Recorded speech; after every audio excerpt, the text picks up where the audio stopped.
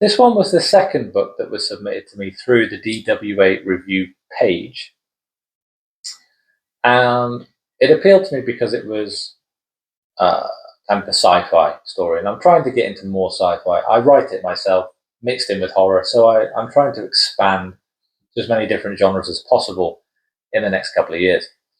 So underneath the everyday life in this world, there is a clandestine group of people thriving in the shadows, and they have abilities such as telepathy or telekinesis, and they are called adepts.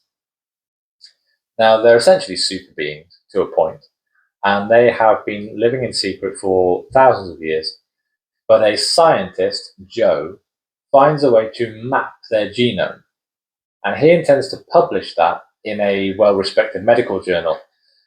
And essentially, the adepts decide that's not going to happen. They need to put a stop to it. And so Joe meets a untimely demise. We'll put it like that.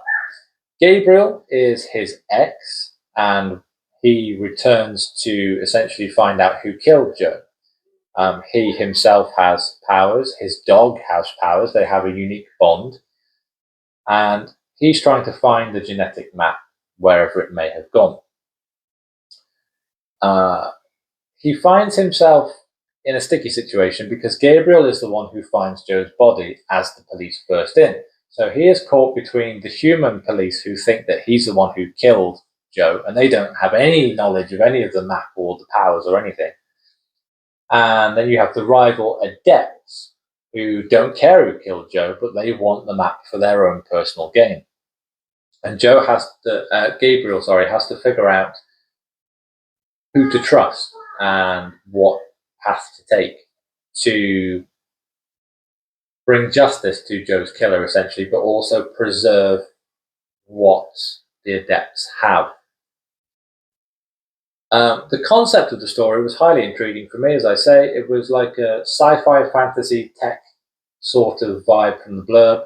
But as I started reading it, I felt like it was going more into a futuristic paranormal kind of thriller of a story, including witches in with telepaths.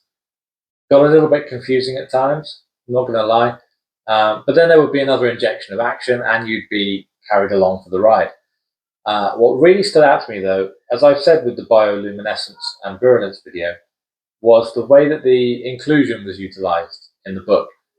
It was a main character in Gabriel who's mourning the death of his ex-boyfriend, who themselves was on the verge of a divorce from their husband at the time of death.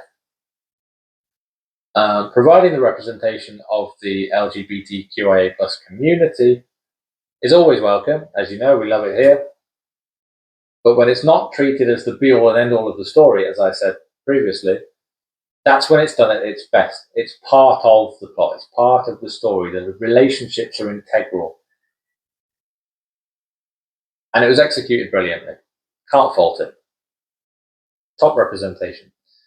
It's not my usual kind of story or genre, the way the genres blend.